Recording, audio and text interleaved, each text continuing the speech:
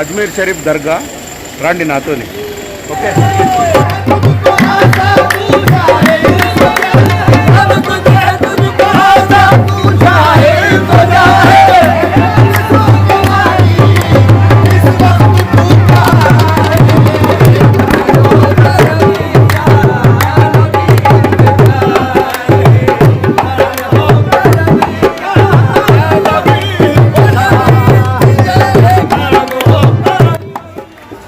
बुलंद दरवाज़ा मन मीर उस्मान अली खान ऑफ हैदराबाद द हैदराबाद निज़ाम కట్టించిన దర్వాజా ఇది అండ్ మెయిన్ దర్వాజా ఇది.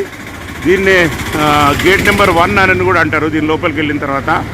So proud to be a Hyderabadi, isn't it? क्या भाई?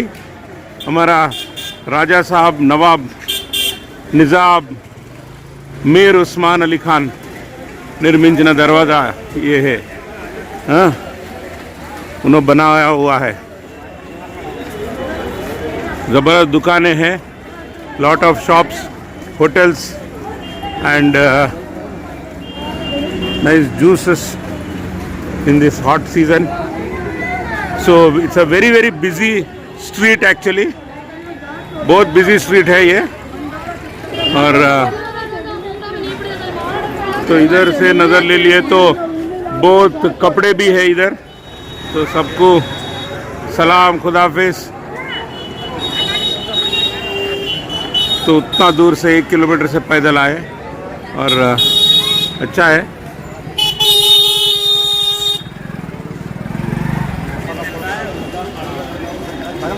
ये हमारा नाती के लिए ट्राई कर रहा हूँ, कितना रहता देखेंगे.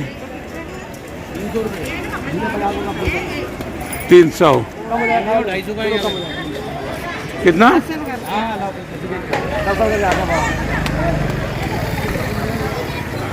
So as we have approach near, చాలా దగ్గరికి వచ్చేసాము. బులంద్ దర్వాజా మీర్ ఉస్మాన్ అలీ ఖాన్ కా దర్వాజా హై, అతనే కట్టించిండనని విన్నా.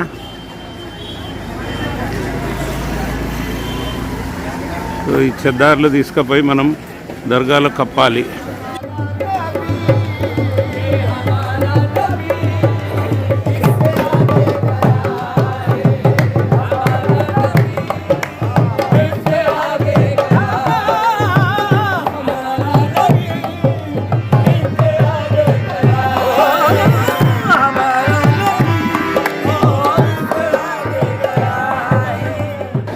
చాలా దుకాణాల దగ్గర చెప్పులు పెట్టాలంటారు కానీ మనం పెట్టకూడదు.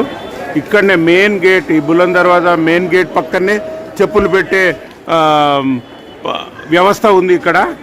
అండ్ ఇక్కడ మాత్రమే పెట్టండి మీరు వచ్చినప్పుడు, ఎందుకంటే మళ్ళీ అక్కడికి వెళ్ళిన తర్వాత దుకాణాలలో మనం మోసపోయే అవకాశాలు ఉన్నాయి. నాకు ఇప్పుడిప్పుడే తెలిసింది, జేబు దొంగలు కూడా చాలామంది ఉంటారట. అండ్ వీళ్ళు ఆ చెద్దరు కప్పేది కూడా మనల్ని టోపీ వేసే అవకాశాలు చాలా ఉన్నాయని విన్నా. కాబట్టి మనం ఇక్కడ చాలా కంట్రోల్లో ఉండాలి అండ్ హోష్లో ఉండాలి. సో పదండి లోపలికి వెళ్దాం, లోపలికి వెళ్ళి దర్శనం చేసుకుందాం. సో పువ్వులు ఇక్కడ తీసుకొని మనం లోపలికి వెళ్తాం. 50 రూపాయల పూలి, చద్దరు వచ్చేసి 100 రూపాయలు మాత్రమే. అండ్ ఇవి తీసుకొని దర్గా మీద కప్పుదాము. సో సారీ అండి, అది బయటిది బులంద్ దర్వాజా అంటారట, ఇది యాక్చువల్లీ నిజాం గేట్, మన మీర్ ఉస్మాన్ అలీ ఖాన్ కట్టించిన గేట్ ఇది. సో ఇది అసలు యాక్చువల్ మెయిన్ హైదరాబాద్ కా. ఇగో ఇది వచ్చేసి మా శ్రీమతి గారు. So hats off and proud to be a Hyderabadi again. మన మీర్ ఉస్మాన్ అలీ ఖాన్ కట్టించిన దర్వాజా ఇది అజ్మీర్లో. Nizam proud to be a Hyderabadi.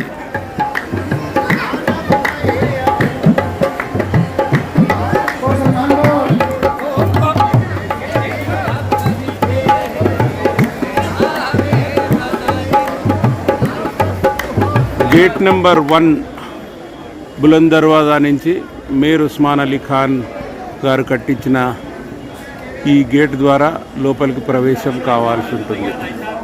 మళ్ళీ వచ్చేటప్పుడు కూడా ఇలాగే వస్తే బాగుంటుంది.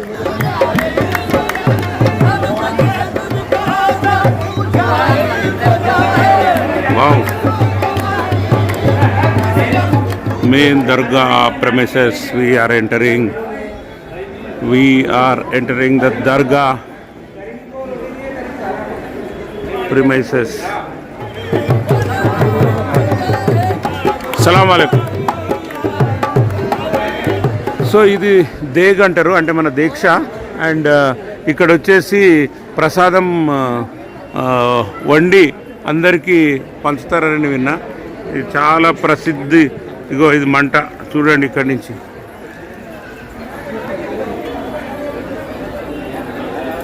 ఆ మంటతోని పెద్ద దీక్షతోని వండడం జరుగుతుంది. ఇది నాకు తెలిసినంత వరకు అక్బర్ రాజా తీసుకొచ్చి ఇక్కడ బాద్షా ఇక్కడ డొనేట్ చేయడం జరిగింది. అండ్ ఆయన రోజు ప్రసాదం ఇక్కడ తయారు చేసి ఇచ్చేవాడట ఇక్కడ ఉన్నంత కాలం. సో ఇది ఒక పెద్ద ఇన్ఫర్మేషన్ మీకు.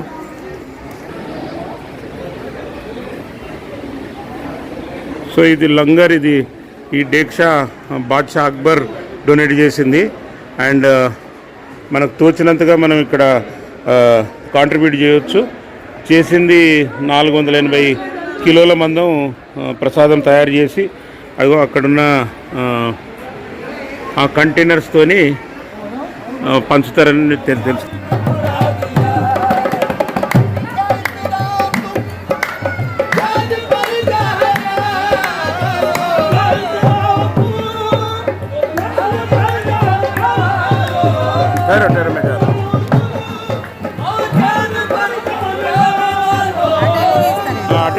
తీస్తారని డబ్బులు ఇస్తా.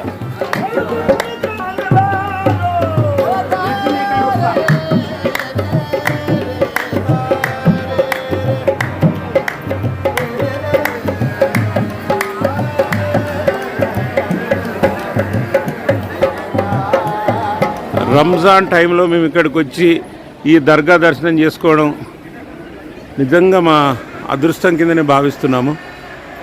అండ్ అక్బర్కి మనం చాలా థ్యాంక్స్ చెప్పవచ్చు. ఎందుకంటే ఇక్కడ ఇంత వ్యవస్థతోని ఇక్కడ వీళ్ళు చేసిన తర్వాత నాకు తెలిసింది ఏంటిదంటే ఈ 480 కిలోల ప్రసాదం కానీ తిని పదార్థము ఇక్కడ ఈ పొయ్యిలాగా చేసి వంట చేయడం జరుగుతుంది. అండ్ పాత్ర పైభాగం మాత్రం అసలు వేడిగా ఉండదనని విన్నా. ఓన్లీ కింది భాగం మాత్రమే వేడితోనే ఉడికి ready to be served. Ajmer Sharif Dargah Khwaja Garib నవాబ్గా పిలువబడే ఈ ఖాజా మొయినుద్దీన్ చిష్తి ఎవరు? ప్రాఫెట్ మొహమ్మద్ ఎందుకు ఖాజా మొయినుద్దీన్ చిష్తికి హిందుస్థాన్ అంటే మన భారతదేశం వెళ్ళమని చెప్పాడు? మిత్రులారా, అది క్రీస్తు శకం 1143 సంవత్సరం ఫిబ్రవరి 1వ తేదీ ఖాజా మొయినుద్దీన్ అనే బాలుడు ఇరాన్ దేశంలో సంజన్ అనే గ్రామంలో పుట్టాడనని కొన్ని పురాణాలు మరికొన్ని డాక్యుమెంట్స్ ఆధారంగా క్రీస్తు శకం 1141 సంవత్సరంలో అని కూడా వివరించడం జరిగింది. తండ్రి పేరు ఘియాసుద్దీన్ హుసేన్ మరియు తల్లి బీబీ ఉమ్మల్వారా. వీళ్ళిద్దరు కూడా చాలా విద్యావంతులు మరియు సుఫీ మతానికి గురువులు.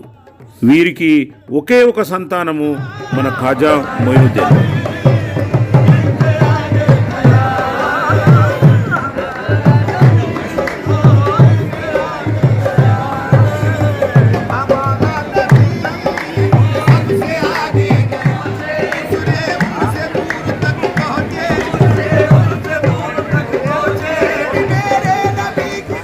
సుఫీ ప్రబోధకులు అంటే వీరు ఉల్లెన్ బట్టలు వేసుకొని ఎప్పుడూ సుఫీయిజం గురించి బోధించడము మరియు ఫాలో అవ్వడము జరుగుతుంది. వహదుల్ ఉల్ ఉజూద్ అంటే యూనిటీ ఆఫ్ గాడ్, అంటే అందరి దేవుళ్ళు ఒక్కడే అని ప్రచారం చేసే వారిని సుఫీ అని ఇస్లాం ప్రకారం అంటారు. ఎలాంటి బడికి వెళ్లకుండా మన ఖాజా మొయినుద్దీన్ గారు తన ఇంటిలోనే ఖురాన్ చదివి మరియు తన తండ్రి నుంచి బోధనలు నేర్చుకొని చాలా గొప్పవాడయ్యాడు చిన్న వయసులోనే.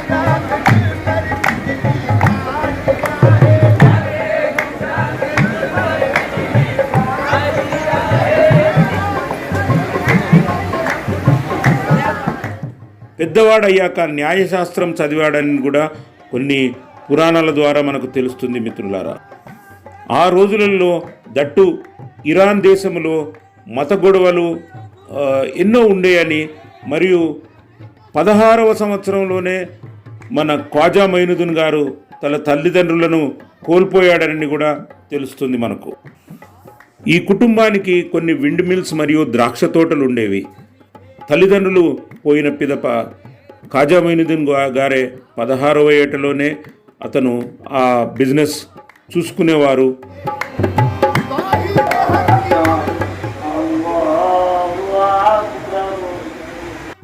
అండ్ ఒకరోజు సద్గురు ఇబ్రహీం కందూరి అనే వ్యక్తి ఇతని దగ్గరికి రావడము, తనకు ఒక రొట్టె ముక్క ఇచ్చి అతను తినమని చెప్పి తిన్న వెంటనే ఖాజా మొయినుద్దీన్కి స్పిరిచువల్గా తన మైండ్ చేంజ్ అయిపోయింది.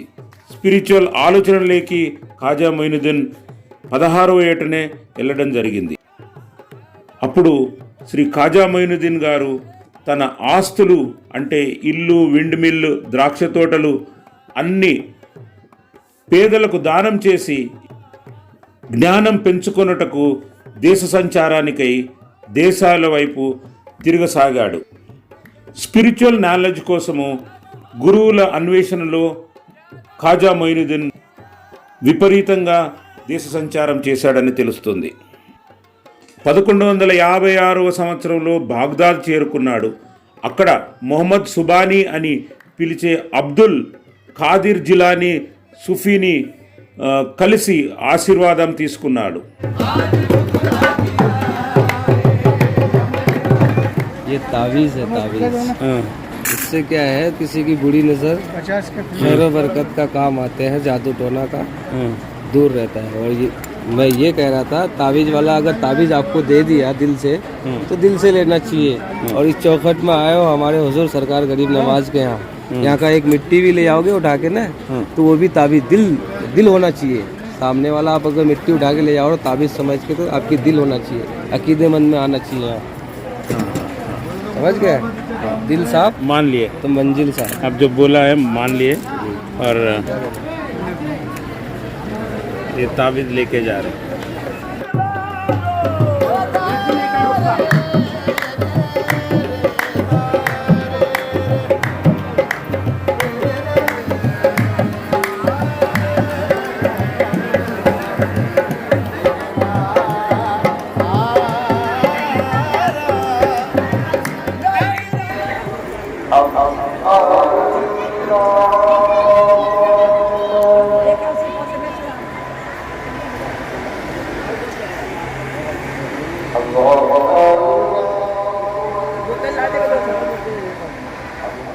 తన వయసు నెమ్మదిగా పెరుగుతుంది.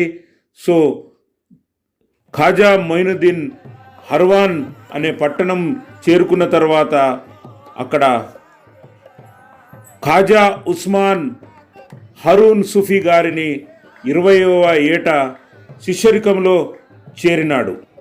తన గురువు అయిన ఖాజా ఉస్మాన్ హరూన్ నుండి పూర్తిగా ఇస్లాం మీద జ్ఞానాన్ని నేర్చుకొని అది ప్రజలకు పంచుటకు మళ్ళీ దేశ సంచారం మొదలుపెట్టాడు మన ఖాజా మొయినుద్దీన్. అప్పటి నుండి అతను చిస్తీగా మారడం జరిగింది, అంటే ఇస్లాం మత గురువుగా. ఈ చిస్తీ మొదలు మెదీనా ద్వారా పవిత్రమైన మెక్కాకు చేరుకున్నాడు. ఖాజా మొయినుద్దీన్ కలలో ప్రవక్త వచ్చి ఇలా చెప్పాడు: అల్లా యొక్క దివ్య దృష్టిని పొంది తాను అల్లా పాత్రుడివి అయ్యావు, కాబట్టి నువ్వు హిందుస్థాన్కి వెళ్ళి అక్కడి ప్రజలకు ఇస్లాం యొక్క సత్య మార్గాన్ని బోధించు, ఇది అల్లా ఆజ్ఞ అనని ఆ ఆజ్ఞ ప్రకారము క్రీస్తు శకం 1191 సంవత్సరంలో 52 ఏళ్ల వయసులో లాహోర్ మీదుగా ఢిల్లీకి చేరుకొని దైవ మిషన్ని కొనసాగించాలని అనుకొని 1192 సంవత్సరంలో 40 మంది శిష్యులతో అజ్మీర్ని చేరుకున్నారు శ్రీ ఖ్వాజా మొయినుద్దీన్. అప్పుడు అజ్మీర్ను పరిపాలించే మహారాజా పృథ్వీరాజ్ గారి ఆదేశాల ప్రకారము తనకు కొన్ని ఇబ్బందులు కలిగినాయి. అప్పటి అజ్మీర్కి నీళ్లు అన్నాసాగర్ సరస్సు ద్వారానే ప్రజలు తాగేవారు. సో ఆ నీళ్లు పృథ్వీరాజ్ చౌహాన్ ఖ్వాజా మొయినుద్దీన్ చిస్తీ గారికి నిషేధించారు. ఖ్వాజా మొయినుద్దీన్ చిస్తీ తన శిష్యునితో కూజాలో అన్నాసాగర్ నీళ్లు వచ్చేలా అన్నాసాగర్ దగ్గరికి వెళ్ళి నీళ్ళని గరీబ్ నవాజ్ గారు పిలుస్తున్నారు అనని పలకమనని బోధించాడు. దాని ప్రకారమే సరస్సు దగ్గరికి తన శిష్యుడు వెళ్ళి గరీబ్ నవాజ్ గారు పిలుస్తున్నారు అనని అన్నాసాగర్ నీళ్లను కోరడంతో తన కూజాలోకి అన్నాసాగర్ నీళ్లు మొత్తం వచ్చేశాయి. దానితో అన్నాసాగర్ మొత్తము పూర్తిగా ఎండిపోయింది. ఒక్క చుక్క నీరు కూడా అజ్మీర్ గ్రామ ప్రజలకు లేకుండా ఉండే పరిస్థితి ఏర్పడింది. అది తెలుసుకొని మహారాజా పృథ్వీరాజ్ చౌహాన్ వెంటనే తన పవర్స్ తెలుసుకొని ఖ్వాజా మొయినుద్దీన్ చిస్తీ గారి కాళ్ళ వద్దకు వచ్చి అతనిని ప్రాధేయపడ్డాడు, మళ్ళీ అన్నాసాగర్ని బ్రతికించమనని.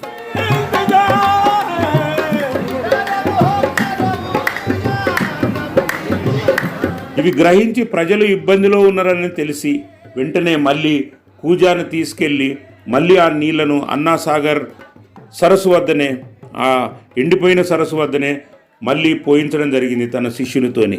సో మళ్ళీ వెంటనే అన్నాసాగర్ మళ్ళీ ప్రభావితమై మరియు ప్రజలకు మళ్ళీ నీరు అందుబాటులోకి వచ్చాయి.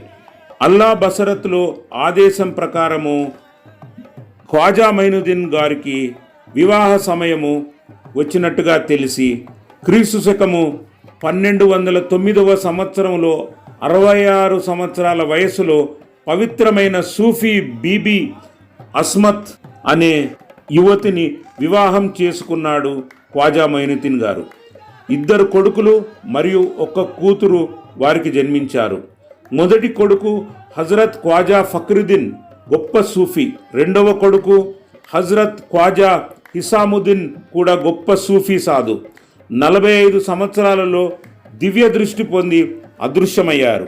ఇక తన కూతురు బీబీ హఫీజా ఇస్లాము ఫాలో అవుతూ గొప్పగా ప్రజలకు బోధించేవారు. తన సమాధి కూడా తన తల్లి సమాధితో పాటు ఈ అజ్మీర్ దర్గాలనే మనము చూడొచ్చు.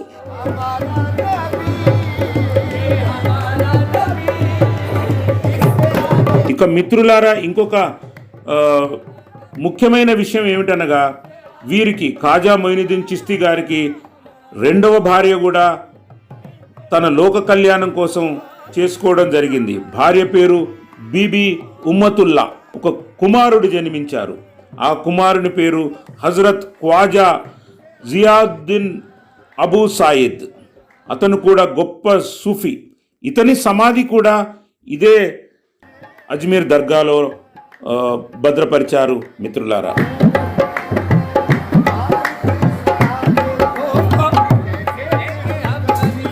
అది 16వ మార్చ్ క్రీస్తు శకము 1236 సంవత్సరము. పూర్తిగా 45 సంవత్సరాలు మన హిందుస్థాన్ ఇండియాలో ఇస్లాం బోధకునిగా సేవలందించిన గొప్ప ఖ్వాజా మొయినుద్దీన్ చిస్తీ గారు మరణించిన రోజది. ఇస్లాం మత ప్రకారము 6వ రజాబ్ 633 హిజ్రీ అని అంటారు. ఇతను 93 సంవత్సరాలకు పవిత్రమైన సమాధిని చేరుకొని శరీరాన్ని వదిలారు. ఈ సమాధియే ఇక్కడ పవిత్రంగా భద్రపరిచి అన్ని మతాలకు విరుద్ధంగా ప్రతి ఒక్కరు కూడా వచ్చి ఈ సమాధిని తాకి తన కోరికలను ప్రజలు కోరడం జరుగుతుంది.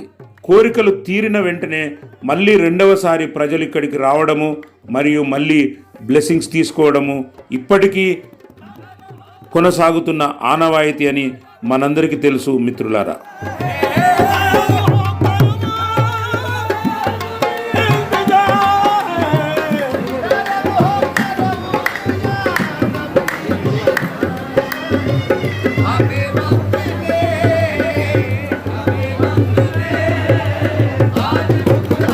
తన శరీరము నుంచి ప్రాణము విడిచిన తర్వాత నుదిటిపైన కాంతితో అక్షరాలు మెరిసిపడుతున్నట్టుగా అప్పటి ప్రజలు చూసి ఖ్వాజా మొయినుద్దీన్ చిస్తీ గారి భౌతిక దేహాన్ని అక్కడే సమాధి చేయడము ఇది నిజం.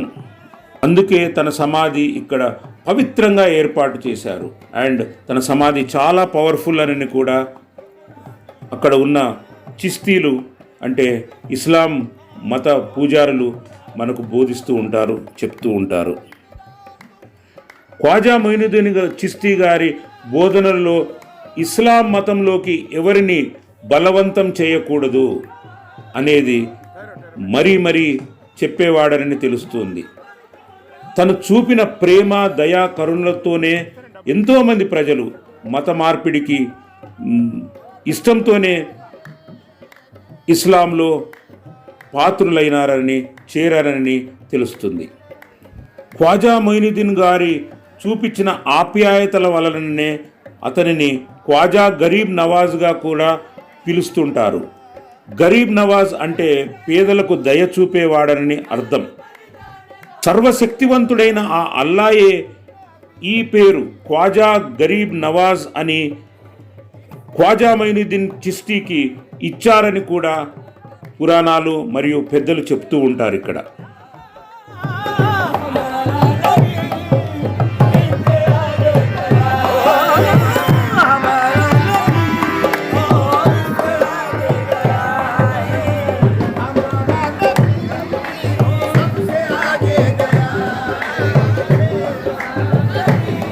అంతేకాక వీరికి ఖ్వాజా మొయినుద్దీన్ చిస్తీ గారికి లేదా ఖ్వాజా గరీబ్ నవాజ్ గారికి ఇంకా ఎన్నో పేర్లున్నాయి. ఖ్వాజా సాహెబ్ అని కొందరు, సుల్తాన్ ఉల్ హింద్ అని మరికొందరు, అజ్మీర్ షరీఫ్, ఖ్వాజా అజ్మీరీ, ఖ్వాజా మొయినుద్దీన్ హసన్ చిస్తీ మరియు అజ్మీరీ సెయింట్ మొయినుద్దీన్ చిస్తీ అని ఇతనిని ఎంతోమంది ప్రేమతో పిలుచుకుంటూ ఉంటారు.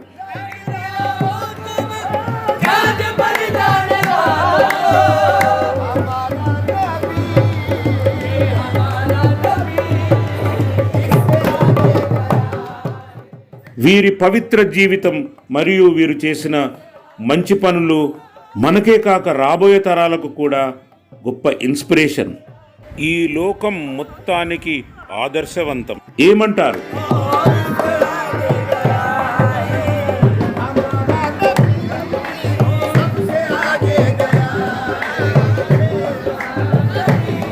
మతభేదాలు ఎలాంటివి లేకుండా అందరూ ఈ దర్గాకు వచ్చి తమ కోరికలను కోరుకుంటారు.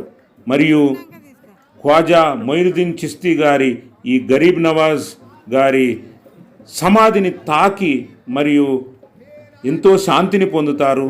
తమ కోరికలను కూడా నిజాలు చేసుకుంటారు. నేను వివరించిన ఈ కొన్ని నిజాలు మీకందరికీ అర్థమయ్యాయని భావిస్తున్నాను.